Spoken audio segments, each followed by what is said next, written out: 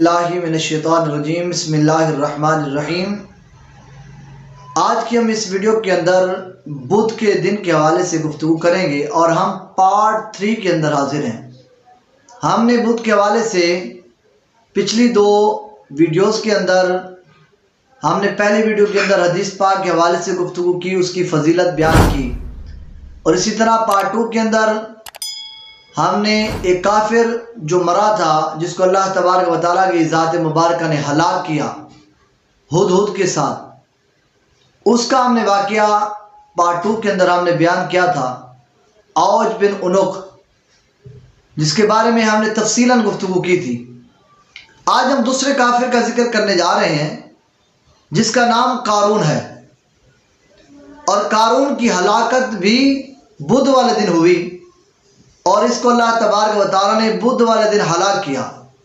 اس کا واقعہ تفصیلاً اس طرح ہے کہ قارون سیدنا موسیٰ علیہ نبینا علیہ السلام کے چاچا یسہور کا بیٹا تھا۔ قارون جو ہے یہ سیدنا موسیٰ علیہ نبینا علیہ السلام کا چچا زاد بھائی تھا، اور یہ اتنا حسین و جمیل تھا، خوبصورت تھا کہ اس کو منور کہا جاتا تھا، اور بنی اسرائیل میں تورات شریف کا سب سے بہترین یہ قاری تھا۔ قارون بنی اسرائیل کے اندر تورات کا سب سے بہترین قاری تھا۔ ناداری کے زمانے میں یعنی کہ غربت کے زمانے میں نہایت عاجز اور بااخلاق تھا، عاجزی کرنے والا اور بااخلاق تھا۔ دولت ہاتھ آتے اس کا جو حال تھا وہ بالکل چینج ہو گیا، تکبر بھی اس کے اندر آ گیا، عاجزی بھی ختم ہو گئی، اس کے اخلاق بھی ختم ہو گئے۔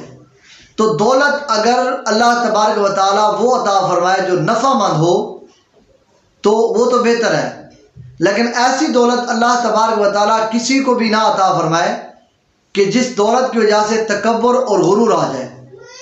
تو اس کے اندر دولت آنے کے ساتھ تکبر بھی آ گیا اور غرور بھی آ گیا، جس کی تفصیل یہ ہے کہ سیدنا حضرت موسیٰ علیہ نبینا علیہ السلام نے بنی اسرائیل کو جس وقت دریا سے پار لے کر گئے، دریا آپ نے عبور کیا، تو دریا کو عبور کرنے کے بعد آپ نے اپنے بھائی حضرت ہارون علیہ السلام کو آپ نے جو ذبح کھانا تھا اس دور کے اندر جو قربانی کرنے کی جگہ تھی، آپ نے اس کا حضرت ہارون علیہ السلام کو سردار مقرر کیا۔ وہ اس طرح معاملہ تھا کہ بنی اسرائیل جب بھی اپنی قربانی کرنا چاہتے تو وہ اپنی قربانی کو سیدنا ہارون علیہ السلام کی بارگاہ میں لاتے، تو وہ اس جگہ پر اس کو رکھ دیتے، تو اس کو ذبح کرنے کے بعد اس جگہ پر رکھا جاتا تو آسمان سے آگ اترتی اور آ کر اس قربانی کو لے جاتی۔ پہلے دور کے اندر یہی تھا، جس کی قربانی کو آگ لے جاتی تو اس کی قربانی کو قبول سمجھا جاتا، جس کی قربانی کو آگ نہ لے کے جاتی اس کی قربانی کو نامقبول سمجھا جاتا تھا۔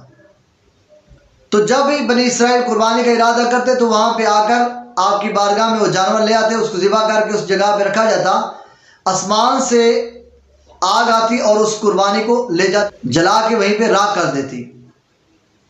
تو اس کے بارے میں جب یہ آپ نے ان کو سردار تفویض کی تو سیدنا حضرت ہارون علیہ نبینا علیہ السلام کو جس وقت اللہ کے نبی موسیٰ علیہ السلام نے اس منصب پر قائم کیا تو اس کو قارون کو رشک ہوا۔ اس نے سیدنا موسیٰ علیہ السلام سے کہا کہ رسالت آپ کے پاس ہے، اللہ کے نبی آپ ہیں، اور قربانی کی سرداری حضرت ہارون علیہ السلام کے پاس ہے، میرے پاس تو کچھ بھی نہ رہا،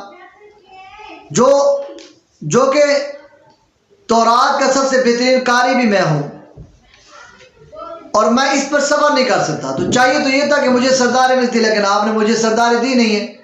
تو اللہ کے نبی سیدنا موسیٰ علیہ نبینا علیہ السلام نے فرمایا کہ یہ منصب میں نے نہیں دیا بلکہ ہارون علیہ السلام کو اللہ کی ذات نے یہ منصب دیا ہے۔ قارون نے کہا خدا کی قسم میں اس کی تصدیق نہیں کروں گا جب تک آپ اس کا ثبوت مجھے نہ دکھا دیں کہ اللہ نے ان کو اس منصب پر قائم کیا ہے یا اللہ نے ان کو یہ منصب عطا کیا ہے۔ تو سیدنا موسیٰ علیہ نبینا علیہ السلام نے جو بنی اسرائیل کے سرداران تھے، جو رؤساء تھے، تو آپ نے فرمایا کہ تمام اپنی لاٹھیاں لے کے آئیں، یعنی کہ ایک ایک لکڑی لے کے آئیں، تو حضرت موسیٰ علیہ السلام نے تمام سے وہ لکڑیاں لے کر اپنے قبا کے اندر، اپنے کمرے کے اندر جمع کی. تو ساری رات اس کے اوپر پہرا دیا گیا. تو جس وقت صبح ہوئی تو جو لکڑی، جو آسا حضرت ہارون علیہ السلام نے دیا تھا، اس میں سے سرسبز ہو گیا، اس میں سے پتے بھی نکل آئے. حضرت موسیٰ علیہ السلام نے فرمایا کیا قارون تو نے یہ دیکھا؟ قارون نے کہا یہ تو آپ کے جادوگر سے کچھ عجیب ہے، یعنی کہ یہ تو آپ کے جادو کا ہی کمال ہے.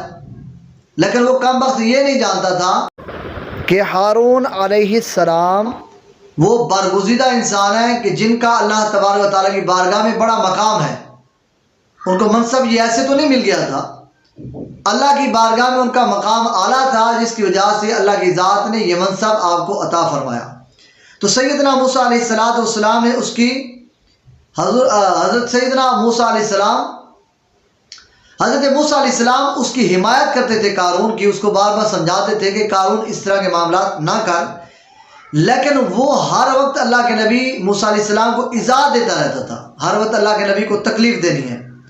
اس کی سرکشی یہاں تک بڑھ گئی اور اس کی عداوت کے اندر دن بدن اضافہ ہوتا رہا.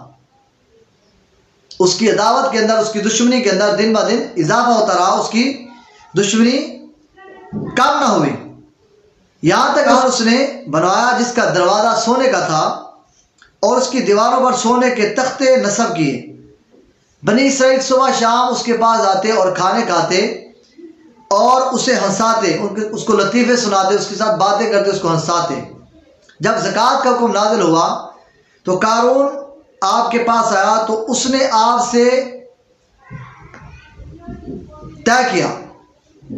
جس میں زکوٰۃ کا حکم نازل ہوا تو قارون حضرت موسیٰ علیہ السلام کی بارگاہ میں آیا تو اس نے آپ کے ساتھ طے کیا کہ درہم، دینار اور مویشی وغیرہ میں سے زکوٰۃ کا 1000واں حصہ زکوٰۃ دے گا، یعنی اپنی دولت میں سے، اپنے دینار اور درہم میں سے اور جانوروں میں سے 1000واں حصہ زکوٰۃ ادا کرے گا.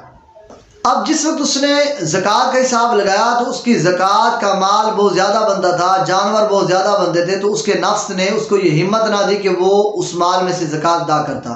آخرکار اس نے بنی اسرائیل کو جمع کیا اور اس نے کہا کہ تم نے ہر کام کے اندر موسیٰ علیہ السلام کی اطاعت کیا، اب موسیٰ علیہ السلام تمہارا مال لینا چاہتے ہیں، تو اس کے بارے میں تمہاری کیا رائے ہے؟ تو انہوں نے کہا کہ آپ ہمارے بڑے ہیں، آپ جو چاہیں کریں، آپ جو بھی حکم کرنا چاہتے ہیں حکم دیجیے.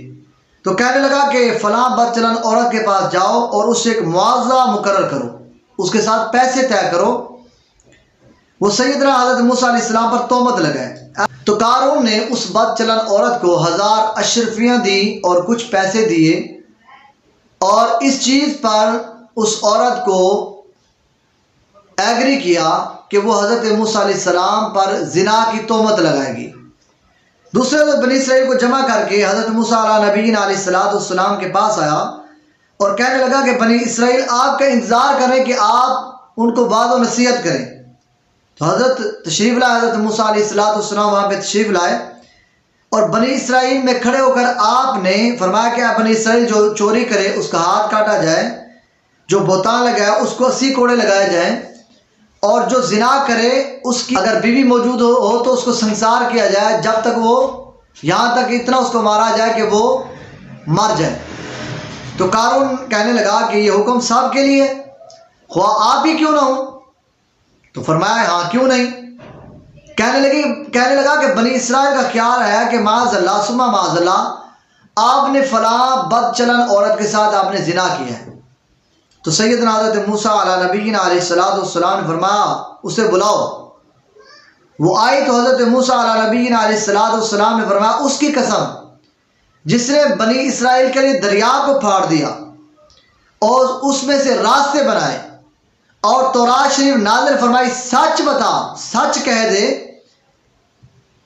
کہ میں نے تیرے ساتھ زنا کیا. وہ عورت ڈر گئی اور اللہ تبارک و تعالیٰ کے رسول پر بہتان لگا کر انہیں ایذا دینے سے وہ ڈر گئی اور اس نے توبہ کی اور اس کی جرت بھی نہ ہوئی اللہ کے نبی پر تہمت لگانے کی. اس نے اپنے دل میں کہا کہ اس سے توبہ کرنا، اس نے اپنے دل میں کہا کہ اس سے توبہ کرنا کیا ہے، بہتر ہے. سیدنا موسیٰ علیہ السلام سے عرض کیا جو کچھ قارون کہلانا چاہتا ہے اللہ عز و جل کی قسم یہ جھوٹ ہے، یہ لعنتی جو بھی کہلانا چاہتا ہے، آپ کو تہمت لگوانا چاہتا ہے، یہ سب کا سب کیا ہے؟ جھوٹ ہے۔ تو اس نے آپ پر تہمت لگانے کے عوض میرے لیے بہت مال کثیر مقرر کیا ہے۔ اس نے کہا کہ آپ پر تہمت لگانے کے عوض اس نے بہت مجھے کثیر مال دینا مقرر کیا ہے۔ تو سیدنا حضرت موسیٰ علیہ السلام نے اپنے رب کے حضور روتے ہوئے سجدے میں گرے اور عرض کرنے لگے، یا رب، میں تیرا رسول ہوں، تو میری وجہ سے قارون پر غضب نازل فرما، اپنا عذاب نازل فرما۔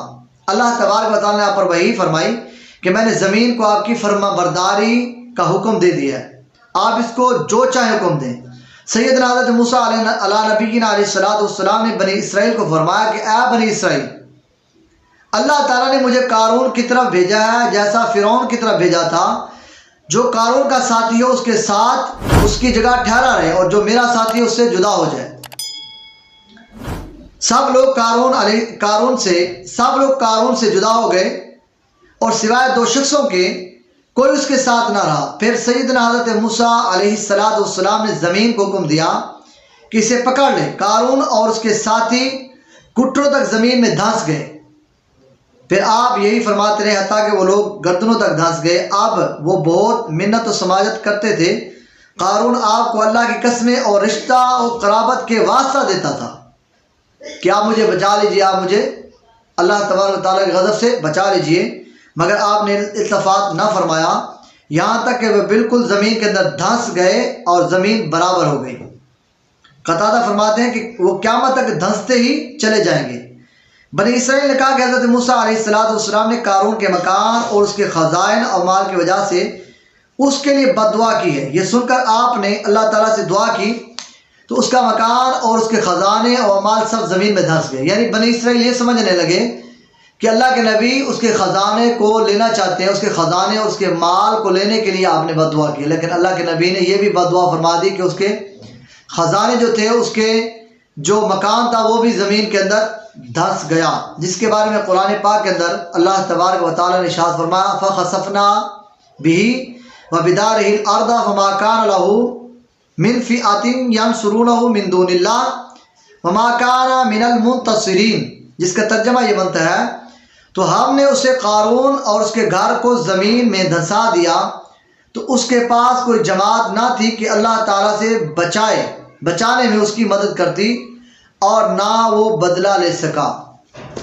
تو اس وجہ سے ہمارے لیے اس کے اندر سبق کیا ہے؟ ہمارے لیے اس میں سبق یہ ہے کہ ہم اللہ تبارک و تعالیٰ کی ذات نے ہم پر زکوٰۃ فرض کی ہے، ہم زکوٰۃ دیتے رہیں اگر ہم صاحب استطاعت ہوں، اور جو اللہ کی ذات نے ہمارے اوپر فرائض رکھے ہیں ان کو ہم ادا کرتے رہیں، نماز بھی پڑھتے رہیں، قرآن کی تلاوت بھی کرتے رہیں، اور زکوٰۃ ہر سال میں اگر صاحب استطاعت ہیں تو ہم اس کو ادا کرتے رہیں، تو اللہ تبارک و تعالیٰ کی نافرمانیوں سے بچتے رہیں، اور اللہ تبارک و تعالیٰ ہمیں اپنی نافرمانی سے محفوظ رکھے۔ وآخر دعوانا ان الحمد للہ رب العالمین۔